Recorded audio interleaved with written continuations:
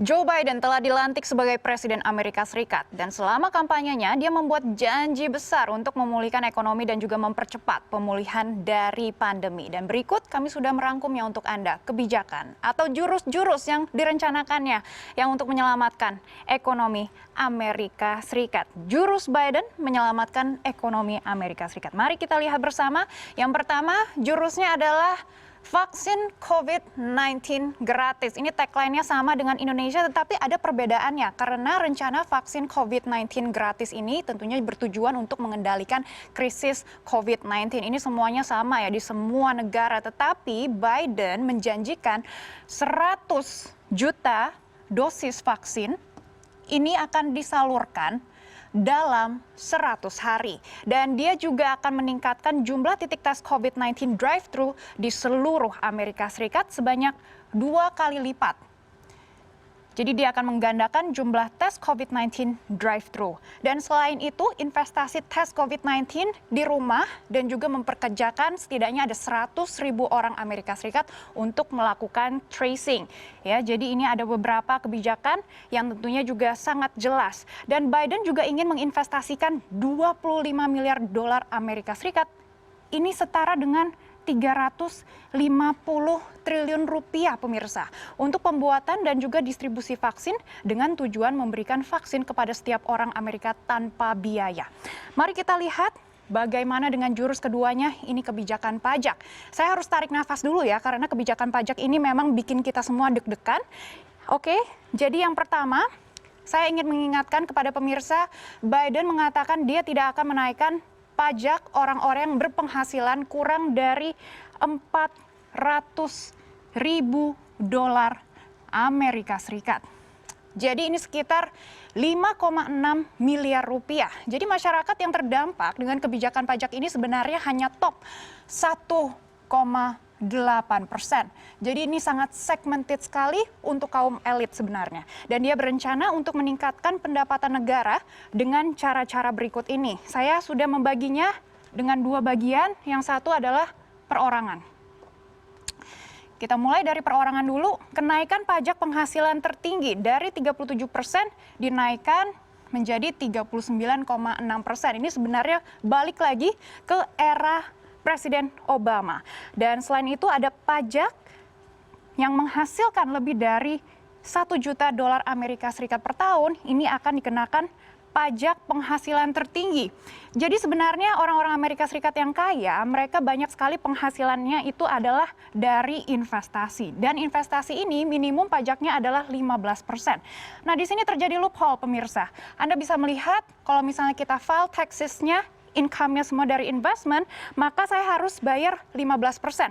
Tetapi kalau misalnya orang bekerja, mereka harus berbayar hampir 40% tax. Jadi di sini ada loophole dan Joe Biden menghilangkan 15% ini.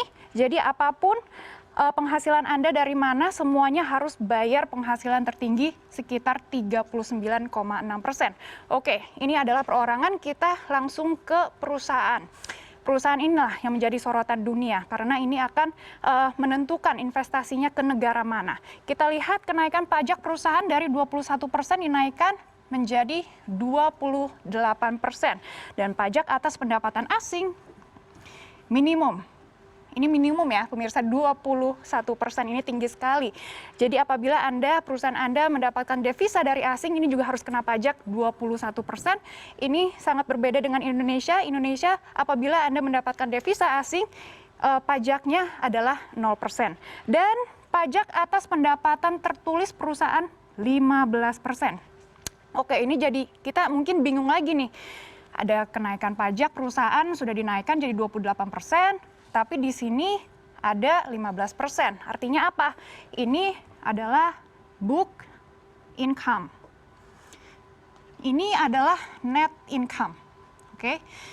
Jadi kalau misalnya perusahaan teknologi besar, kita sering dengar seperti siapa akhirnya bayarnya zero tax. Dia tidak bayar pajak sama sekali karena ini mainnya di net income. Jadi kalau misalnya kita ada kerugian sebelumnya atau ada tax credit dari IRS, ini semuanya bisa di cross. Jadi Anda terakhir tidak usah bayar pajak. Tetapi apabila ada kebijakan ini menutup loophole itu. Jadi apapun book income yang sudah tercatat, minimum Anda harus membayar 15%. Dan tentunya ini ada hukuman pajak. Ini saya hilangkan dulu biar bisa jelas. Ada hukuman pajak juga nih bagi perusahaan yang memindahkan pekerjaan ke luar negeri tetapi terus menjual produknya kembali ke Amerika Serikat. Ini juga akan ada hukuman pajak. Tetapi kami juga mendapatkan kesimpulannya dari University of Pennsylvania menyatakan rencana pajak Biden ini sebenarnya akan meningkatkan pendapatan sebesar 2,3 hingga 2,6 triliun dolar Amerika Serikat selama 10 tahun ya. Jadi selama 10 tahun ini income-nya hanya 2,3 hingga 2,6 triliun dolar Amerika Serikat. Jika kita bandingkan dengan GDP Amerika Serikat, kita pakai angka tahun 2019 yang sebesar 21 triliun dolar Amerika Serikat. Sebenarnya ini perpajakan ini 2,3 ini kalau misalnya kita bagi 21, triliun hanya dampaknya 1,1% dari total GDP. Tetapi tentunya ini adalah peluang ya bagi Indonesia karena dengan kebijakan pajak ini dan juga perang dagang dengan Tiongkok, perusahaan internasional ada kemungkinan akan beralih ke negara emerging market seperti Indonesia. Oke? Jadi kebijakan pajak kita beralih ke pekerjaan. Biden berencana untuk menciptakan setidaknya ada 5 juta lapangan pekerjaan di bidang manufaktur. Jadi sebenarnya dia ingin membawa kembali pekerjaan dari manufaktur. Tentunya dulu Amerika Serikat adalah world manufacturer of the world. Lalu beralih ke Jepang, lalu selanjutnya juga beralih ke China dan Southeast Asia, atau mungkin Indonesia juga menjadi salah satu negara yang mempunyai peluang menjadi world manufacturer. Tetapi Biden ingin mengembalikan pekerjaannya ini dengan investasi 400 miliar dolar Amerika Serikat untuk mendorong servis industri dan juga logistiknya dan sebagainya. Dan selain itu, investasi lainnya juga ada sebesar 300 miliar dolar Amerika Serikat dalam penelitian pengembangan teknologi seperti 5G, dan juga artificial intelligence itu juga termasuk dalam 300 miliar dolar Amerika Serikat. Oke, dan ini adalah yang sangat menarik ya, upah minimum federal dari 7,25 dolar Amerika Serikat per jam digandakan menjadi 15 dolar Amerika Serikat per jam. Dan Biden juga akan menyediakan 100 miliar dolar pinjaman bisnis berbunga rendah untuk komunitas minoritas melalui program pinjaman negara bagian. Wah, ini agresif sekali ya semua kebijakannya. Oke, mari kita lihat bagaimana dengan jurus selanjutnya. Adalah pinjaman mahasiswa. Jadi ada 10.000 dolar Amerika Serikat dari utang pinjaman setiap siswa Amerika Serikat akan dibatalkan segera ya. Karena ini adalah bantuan di masa pandemi. Jadi kita lihat ini akan dibatalkan segera. 10.000 dolar Amerika Serikat. Ini setara dengan 140 juta rupiah. Dan selain itu juga ada pengampunan tambahan utang pinjaman. Ini untuk individu yang aktif melakukan layanan masyarakat.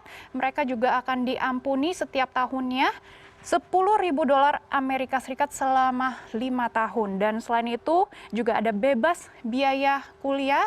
Mereka yang secara historis bersekolah di perguruan tinggi atau lembaga yang melayani minoritas dan juga berpenghasilan maksimal 125.000 dolar Amerika Serikat, seluruh utangnya akan diampuni dan sekolah akan dibuat bebas biaya kuliah untuk siswa minoritas ya di sini kuncinya, yang pendapatan keluarganya di bawah 125.000 dolar Amerika Serikat.